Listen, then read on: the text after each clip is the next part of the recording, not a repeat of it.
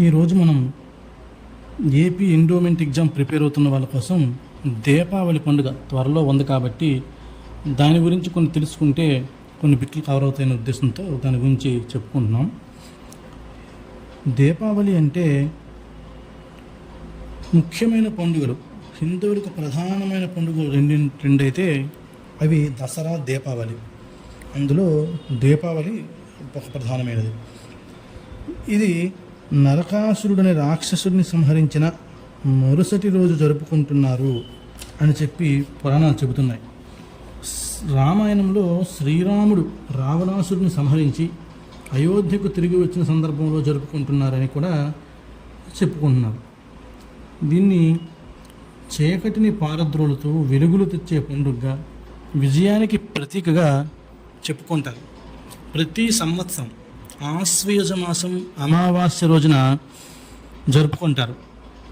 దీపావళికి ముందు రోజు వచ్చే ఆశ్వయుజ బహుళ చతుర్దశిని నరక చతుర్దశిగా జరుపుకుంటారు.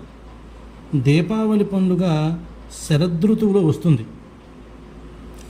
ఇది మరొక కథనం ప్రకారం కృతయుగంలో హిరణ్యాక్షుడిని వధించిన వరాహస్వామికి, భూదేవికి అసుర సంధ్య వేళలో నరకుడు జన్మిస్తాడు.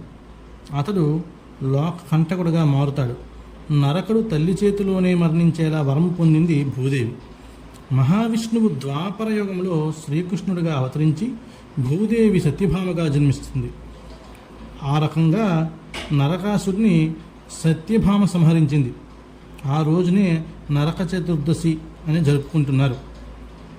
అమావాస్య నాడు జరుపుకునే దీపావళి లక్ష్మీదేవికి ప్రతీకగా దీపలక్ష్మిని పూజిస్తారు. అంటే దీపాలను పెట్టి వాటిని పూజిస్తారు. అదే దీపలక్ష్మి. అయితే ముఖ్యంగా ఈ పండుగను ఎక్కడ జరుపుకుంటారు అంటే భారతదేశంలో Nepal, Sri Lanka, Myanmar, Mauritius, Guyana, Suriname, Malaysia, Singapore, Fiji ఇవన్నిటిలో కూడా ఇది అధికారిక సెలవు దినం ప్రకటించారు. భారతదేశంలో ఇది కేంద్ర ప్రభుత్వం హాలిడే, గెజిటెడ్ హాలిడేగా ప్రకటించింది. దీపావళిని కొన్ని చోట్ల దీపాబలి అని పిలుస్తారు. పశ్చిమ బెంగాల్లో కాళీ పూజగా జరుపుకుంటున్నారు. దీపావళిని దివాలి లేదా దీపావళి అంటారనమాట. దీపావళి అంటే ఆవలి అంటే శ్రేణి, వరుస.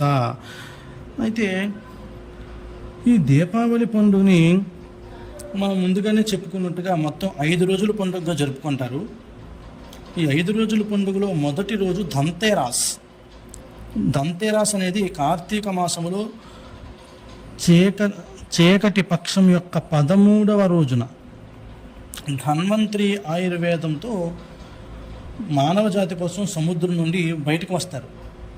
వచ్చిన తర్వాత ఆ రోజు జరుపుకుంటారు ధన్తెరస్. యాక్చువల్గా హిందువులు సూర్యాస్తమయంలో సమయంలో స్నానం చేసి ప్రార్థనా సమయంలో దీపాలు వెలిగించి దేవుడికి ప్రసాదం అర్పిస్తారు.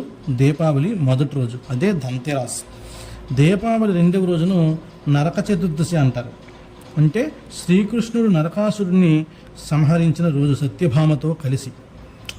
దీపావళి 3వ రోజు లక్ష్మీదేవిని ఆరాధిస్తారు. లక్ష్మీదేవి సంపదలనిచ్చే దేవతగా ఆవిడ్ని పూజిస్తారు. ఈ పండుగ రోజున లక్ష్మీదేవే స్వయంగా ప్రజల గృహాలని సందర్శించి వారి ఇళ్లను సంపదతో నింపుతుందని నమ్ముతున్నారు.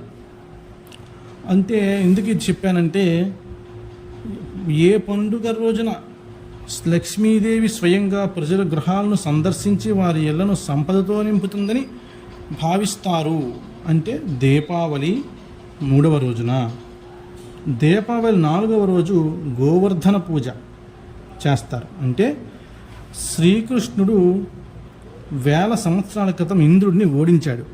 భారీ వర్షం, వరద నుండి గ్రామ ప్రజలను రక్షించడానికి చిటికన వేలుతో గోవర్ధన పర్వతాన్ని ఎత్తి రక్షిస్తాడు. అందుకనే గోవర్ధనగిరిని పూజ చేస్తారు 4వ రోజున. 5వ రోజు సోదరీమణులకు అంకితం చేసిన రోజు. ఎందుకంటే యముడు ఆ రోజు తన సోదరి యమునను సందర్శించి ఆమెకు ఒక వరం ఇచ్చాడు. అందుకని ఇది 5 రోజులతో ఈ దీపావళి 5 రోజుల వేడుక ముగుస్తుంది.